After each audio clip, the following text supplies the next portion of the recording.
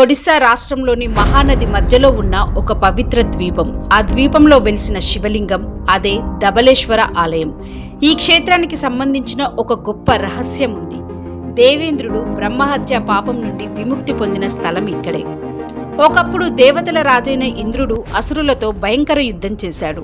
ఆ సమయంలో ఒక శక్తివంతమైన రాక్షసుడు వృత్రాసురుడు.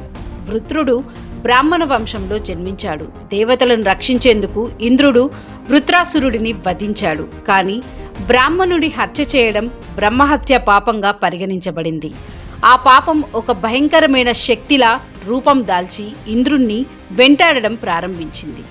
ఇంద్రుడి తేజస్సు క్షీణించింది. స్వర్గ సింహాసనం కోల్పోయాడు. దేవతలందరూ అతనిని దూరం చేసుకున్నారు. అతను బ్రహ్మదేవుడి వద్దకు వెళ్లి శరణు కోరాడు. బ్రహ్మదేవుడు ఇలా అన్నాడు: పాప విమోచన ఒక్కటే మార్గం, పరమేశ్వరుణ్ణి ఆశ్రయించు అని. బ్రహ్మ సూచనతో ఇంద్రుడు ఒడిశాలోని మహానది మధ్యలో ఉన్న పవిత్ర ద్వీపానికి వచ్చాడు. అక్కడ స్వయంభూ శివలింగం వెలిసి ఉంది. ఆ లింగాన్ని ధ్యానిస్తూ ఇంద్రుడు ఘోర తపస్సు చేశాడు.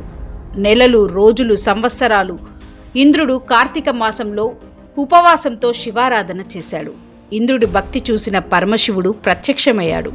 ఆ శివుడు తెల్లని కాంతి వలయంతో దర్శనమిచ్చాడు. అందుకే ఆయనను ధబళేశ్వర అని పిలిచారు. ధబళ అంటే తెలుపు. శివుడు ఇంద్రుని పాపాన్ని మహానది జలాల్లో విలీనం చేశాడు. బ్రహ్మహత్య దోషం తొలగిపోయింది. లేటెస్ట్ న్యూస్ అప్డేట్స్ కోసం డిస్క్రిప్షన్లో ఉన్న న్యూస్ ఆన్ ఫేస్ వాట్సాప్ ఛానల్ని ఫాలో అవ్వండి.